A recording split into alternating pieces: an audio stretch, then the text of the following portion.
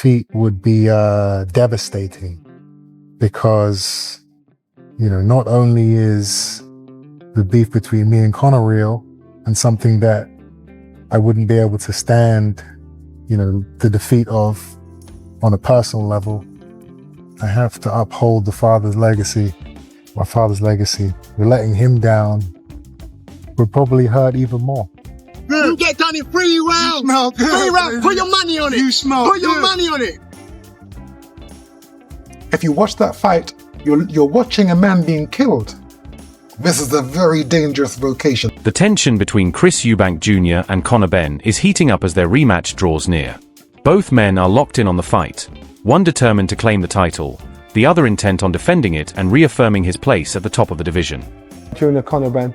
I've always been a massive fan of Conor Benn. It's not been a secret. Conor Benn, I think he was one of the most fast. The upcoming rematch between Chris Eubank Jr. and Conor Benn carries an intensity that goes well beyond a typical boxing showdown. The danger surrounding this fight is rooted in what happened after their first meeting.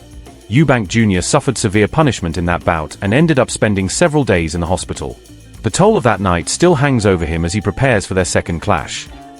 Adding to the concern, Eubank's team has disclosed that he is already dealing with significant dehydration during camp, which has clearly taken a toll on his well-being. This kind of strain highlights how brutal the sport can be, especially when a fighter is pushed close to the limits of what the body can withstand. I didn't want Junior to box. It's because I was fearful of what they are doing to him right now. If you watch that fight, you're watching a man being killed. This is a very dangerous vocation. After the last fight, I was in the hospital with Junior 2 nights and 3 days. I saw where his life was touched. Even with the difficulties surrounding his preparation, Chris Eubank Jr. approaches the fight with a strong sense of assurance. He insists that he feels no pressure, shifting the burden of expectation onto Conor Benn instead. Eubank explains that his goal is simply to stay composed and carry out his game plan, while Benn is the one who must prove himself and correct the outcome of their first encounter. This outlook suggests Eubank holds a psychological edge, entering the rematch with steady focus rather than getting caught up in outside noise. His comments reflect a strategic mindset, one that recognizes both his own strengths and the mental battles that accompany high-stakes fights. To him, this bout is not just about a title. It's about navigating the intense emotional and competitive pressures that can shape a fighter's performance. To be why framing the pressure as Benn's responsibility, Eubank projects confidence while subtly raising questions about Benn's readiness. However, despite his mental clarity, the ongoing issue of dehydration remains a serious concern, one that could threaten even the sharpest strategy once the bell rings. Chris, fight week is here. How does your demeanor, your mentality change as we tick closer to fight night? Fight week is easy. The hard work's done. The training, the sacrifice, it's all over. Now it's just about maintaining. Now it's just about kind of resting and getting yourself ready physically and mentally for Saturday. I'm ready. When does that mentality shift? When does that click happen? I mean, the click is, I guess, the last intense spar, which was Saturday. After that, all right, camp is done. Now we just got to make the weight. Mind games. Conor has admitted that you got in his head. Are you setting any traps that you're hoping Conor might fall into again? If I am, I'm not telling anybody about it. Do you think he's trying to play any games by being nicer? He's playing himself. People know who he is and what he's about. People see through the act. He's not a nice guy. He's not a calm guy. He doesn't like me. It's all a facade. It's all a defense mechanism. And it's not working for him. We've just had the first face-off. Conor looked away first. Do you take anything from that? He's looked away first every time we've ever looked at each other. He knows what's coming. What's going through your mind when you're looking at him? I'm calm. I'm at peace with whatever happens. I don't have anything to prove. the pressure's on him, not me. I mean, there's pressure on me, but nothing like what he's experiencing right now. He has to avenge. In his conversation with Carl Frock, Conor Benn reflects on his path from the first fight to the upcoming rematch. He explains that he put everything into their initial bout and walks away from that night without regret or lingering frustration. This sense of acceptance shows a level of maturity that allows him to focus entirely on the task ahead rather than dwelling on the past. Ben emphasizes that he feels fully prepared this time, signaling a complete mental reset. His mindset highlights discipline and resilience. He views the previous fight not as a failure, but as a valuable lesson that has helped shape his preparation for the rematch. The dynamic between the two fighters, along with the broader history involving the Eubank and Benn families, adds even more intrigue to the second showdown, making the rematch far more than just another bout. You didn't get the win. You now have got some respect for him, but to go back in there now for a second time. Listen, I done the best I could on the night. I done the best I could. Yeah. You know, it was my first fight back in the UK in 13 months. My first fight at 160. It was my second 12-rounder. Do you understand? Yeah. So I sit there and I go, listen, you win some, you lose some. Yeah. I'd rather lose an exciting fight than win a boring fight. Yeah. What I'm saying in now in the rematch. Yeah, listen. As long as I do the best I can. Yeah. As long as I do the best I can. Absolutely. Which is, I believe I do a number on him. That's me just staying disciplined. As long as I do what I'm supposed to do. Yeah. Why I was disappointed and upset weren't because I lost. It's because I beat myself in there. Yeah. By not following tactics, by not fighting with my head, fought with my emotions. So I'm in there and it's just, I wasn't happy with what I done. If I can go in there and I'll be disciplined and do what I do and he beats me to the punch or he comes up with a recipe that can be, fair enough, no problem. Yeah. Listen, I ain't going to be no sore loser. If you lose fair and square and you give You your lose fair and best square, shot. well done, Chris. You're the better fighter. Give away even me giving away the weight. I ain't going to sit down there and go, oh no, that was my first fight back 13 months, Chris. That was my first fight at 160. You won't hear me make up no excuses. No. I still thought I'd render you unconscious within 3 rounds. That was what I genuinely believed. Yeah. You've nicked that line off me, haven't you? Is You it? love the render unconscious. Have you said that before? I will know. Only a couple of times. What was going through your head when you saw Chris and Eddie Hearn at the press conference going back and forth at each other? It's funny. You sit there to laugh at you? No, it's funny. It's funny because I'm sitting there going, Ed, why are you arguing with me? Why are you lowering yourself to his level? There's no need. Don't you like Eddie getting a bit of stick, or do you like? No, there's just no need. Let him just waffle on. Let him dig his own grave. He bit though, didn't he, Eddie? He had a little. He had a Because go he back. just, but to be fair, when you're accusing a big organisation, he was talking a lot. Chris Eubank Sr., who was once openly critical of the first matchup between his son and Conor Benn, has since become one of his son's strongest supporters. The shift hasn't gone unnoticed, with some calling his change of heart inconsistent or even hypocritical.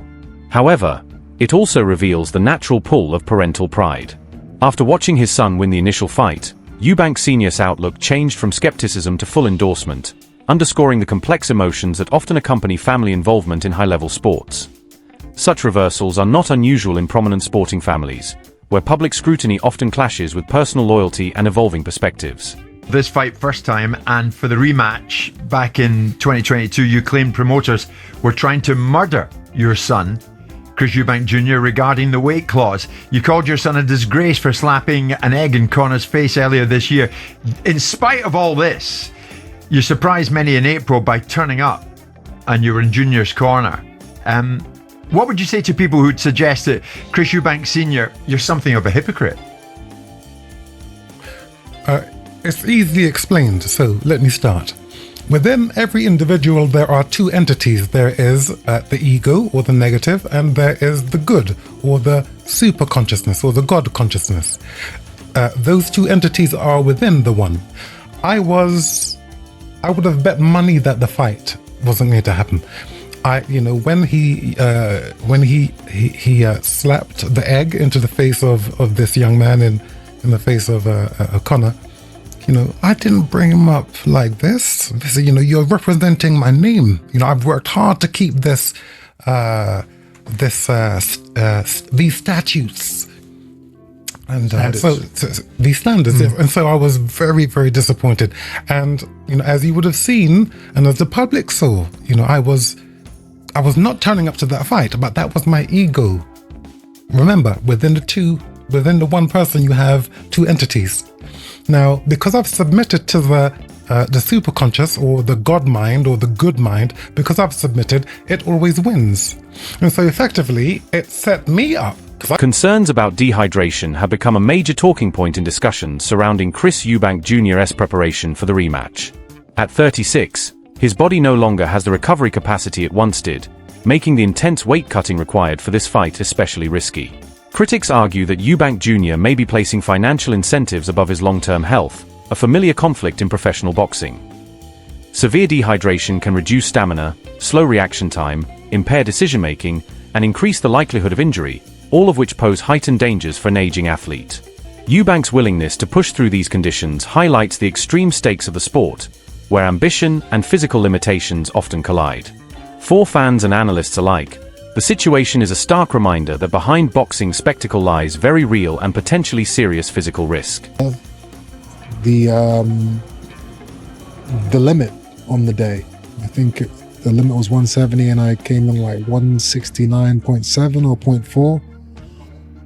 So yeah, I had to watch what I was eating, watch what I was drinking, couldn't fully hydrate, and we made the weight, and I didn't get fined another $500,000. Will you allow Eddie Hearn to speak on Thursday? What do you think? My guess is no. It's a good guess. Nigel Benn explains that Chris Eubank Jr.'s dehydration issues stem from the strict rehydration rules set for the fight. Eubank was forced to shed a significant amount of weight to make the limit, and the restrictions on how much he can regain afterward have left him physically drained. According to Nigel, this situation gives Conor Benn an advantage, as he naturally fights at a lighter weight and doesn't undergo such extreme cutting. The topic has become a major point of contention, with Nigel emphasizing that Eubank is the one putting his health at risk through harsh dieting and limited recovery time. He argues that the circumstances are both unfair and potentially dangerous for Eubank Jr. Exactly way where he could put on 10 pounds. Yeah. Did he put on 10 pounds? No, he put on 8 pounds. That's So fascinating. why are we all saying that, oh, he's struggling to make the weight? If you're going to put weight on, you're going to put that 10 pounds on. He wasn't struggling to make weight. He's been doing, and you know what? Because the reason why, they never said it all through all of these fights. But because he's fighting Conor Benn at welterweight, oh, look, he's struggling to make, oh, he's going to find load of rubbish. That's a fascinating insight. I never ever knew that. That's definitely a question for him if I forget to ask him why he didn't put on 10. Yeah, that's right. Well, then you can ask him when you see him. But you know what I mean? But it's just like I always look for the sympathy, folk. Going to the hospital, my toenail coming up, we're stopping him from getting there. And you heard me, if you watch on TalkSport today, he was in the hospital before me and Conor. Then when me and Conor come, 50 yards away was Chris Eubank and Chris Sr. So we were there. He was there before we got there. So what's a sympathy vote again? It's not washing. Not washing. Do you think it's part of the whole drama, that like the whole character of the Eubanks? Listen, that's right. Can you see there's always drama on that side, never on us. We don't say nothing. We prepare for the fight and that's it. We ain't saying like, if it's about him putting on 10 extra pounds, no one ain't thought about Conor moving up 2 weights to fight him. Recovery has become a major point of discussion when assessing Chris Eubank Jr.'s condition going into the fight. Although he has recovered from the damage sustained in his last bout, age naturally slows the healing process, and years of competing at a high level leave a lasting physical toll. It's understandable that fans are concerned, especially when comparing Eubank Jr.'s stage in life to Conor Benn's younger, 29-year-old frame. Age affects more than just recovery time, it also influences stamina, reflexes, and the body's ability to absorb and withstand repeated punishment. This contrast adds another layer to the matchup, experience versus youth. Eubank Jr. brings a deep reservoir of ring knowledge that can translate into strategic advantages, but his body is more susceptible to wear and strain than that of a younger opponent. Between Chris Eubank Jr. and Conor Benn was scheduled for the 8th of October 2022, and they had agreed to a weigh-in weight of 157 pounds with a 10-pound rehydration clause on the morning of the fight, meaning they couldn't weigh more than 167 pounds on the morning of the fight. I have to say to you that is absolutely insane that Eubank Jr. ever agreed to this. Eubank Jr. is 36 years old now. And so 4 years ago, he would have been 32. I understand that that would have been a bit easier at that point in his life. But for him to make a weight like that, when he's fought as high as 168 pounds in his career, he's clearly quite a big 160 pounder, even though I do feel that is the correct weight division for him, or has been. To agree to fight at 157 pounds is incredibly dangerous. And just to give you the full understanding of what that number means to Eubank Jr., his father said before the fight that actually happened between him and Conor Benn. Why is it that you feel so strongly that this fight won't happen? Why? Because my son, who is walking around now at probably 180 pounds, will have to boil himself down to 160. Knowing this makes that weight seem absolutely crazy. Now look, that fight got cancelled, and I'd say lucky that it did, because I don't think that weight was right, and things that unfolded after that told us that that weight was actually dangerous for Eubank to be making. And despite the fight being cancelled, he basically made the weight. On the morning of the fight, he created a video that showed us he was only a couple of pounds over the weigh-in weight. I can only assume he did this to make a point, to show that he was disciplined in the wake of Conor Benn's failed drugs tests. But the impact it took on his body was significant, as he then went in there only a few months later against Liam Smith in January of 2023 and suffered a shock. The final element in this high-stakes matchup is the performance Conor Benn must deliver. Even with youth on his side, he still faces the demanding task of matching Chris Eubank Jr.'s experience, conditioning, and durability. Eubank's showing in their previous fight set a high standard, meaning Benn needs to produce his very best to meet it. A win in the rematch will require more than athletic strength. It will depend on sharp strategy, mental resilience, and the ability to adjust under pressure. If Benn manages to come out on top again, it would not only validate his skill but also strengthen his standing as a serious contender within the division. Time and energy and effort. This takes a lot of people putting their heads together to book venues. Everything was locked in. Then Eubank apparently goes, nah, I'm not going to fight so soon because that's when you want to fight. Bullshit, my guy. You don't mess around all of those people just for the sake of trying to piss your opponent off. There's no way. I think there's a few things. He took a big fucking beating in the last fight. He was really in a bad way, actually. The recovery of that would have taken a while. Then, you know, after such a grueling fight, do you want to get in the gym and push yourself to such a degree, or do you want to give yourself an extra couple of months just to rest? And then he also loves the fucking poker, and he loves going away in Vegas and all of this shit. Have a bit of fun. And he's never been someone who's wanting to fight all the time. This whole, I'm a driven fighter and I love winning and that. Yeah, he obviously wants to win fights, but Eubank's never been the guy who fights because he loves the fighting. He loves the lifestyle it provides him with. And I think it says a lot that Conor Benn was keen to get in there sooner rather than later, and it was Eubank who pushed it back. I'll fight you right now. I'm ready for Sep 2020. I'll fight you, but I was ready for whenever. I'll fight you now. I'll This fight you kid tomorrow. wants to fight Sep 2020, so you know what? We're not going to do it. Again, Eubank is lying. And he's lied quite a lot already. We've fucking been watching it 2 minutes. And I don't mind it, by the way. You're trying to win a war of words, but it's clear that he is happy to hide the truth in order to just... For Conor Benn, the goal isn't simply to win. It's to demonstrate how much he has evolved since their first meeting. This rematch carries weight far beyond the final bell, touching on both fighters' reputations, long-term legacies, and the way fans around the world view them. Each man faces a mix of personal and public pressures, from concerns about physical readiness to the constant glare of media commentary, and in the end, the result will be shaped by their preparation, mental toughness, and tactical execution. Whatever happens, the fight is poised to become a defining chapter in both athletes' careers.